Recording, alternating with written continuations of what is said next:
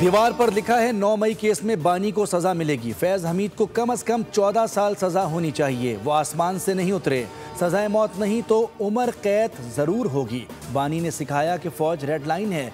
मैंने बानी को कहा था कि आपके लोग ही आप पर गोलियां चलाएंगे। सेनेटर फैसल वाडा की गुफ्तगू, कहा कि मोहब्बत का जवाब मोहब्बत से दुगना और बदमाशी का जवाब डबल बदमाशी से दिया जाएगा। जैसा करोगे वैसा ही भरोगे। जहनी मरीज आंख से अंधे और कान से बहरे आईन और कानून के मुताबिक सुन लें। फैमिली की मुलाकात सिर्फ अहवाल के लिए होगी। फैमिली की मुलाकात भी सियासी हो रही है, अब से वो भी बंद कर दी जाएगी।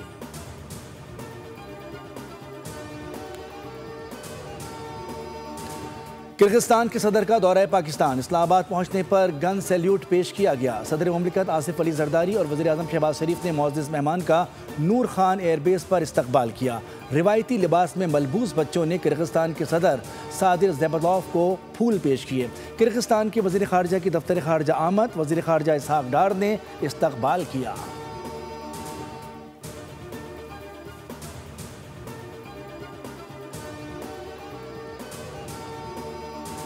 हंसता खेलता इब्राहिम पलक झपकते ही न सिर्फ आंखों से ओझल हुआ बल्कि जालिम दुनिया से चला गया।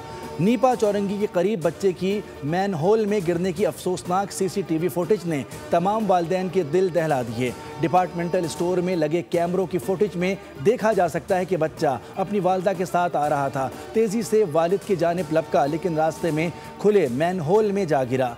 मैनहोल के पास कोई हिफाजती चीज़ भी मौजूद नहीं थी। 3 साला इब्राहिम की लाश 14 घंटे बाद 1 किलोमीटर दूर नाले से कचरा चुनने वाले ने ढूंढी। बाप बेबसी से हाथ मलता रह गया। माँ की चीखों पुकार, कलेजा ताहाल ठंडा ना हो सका।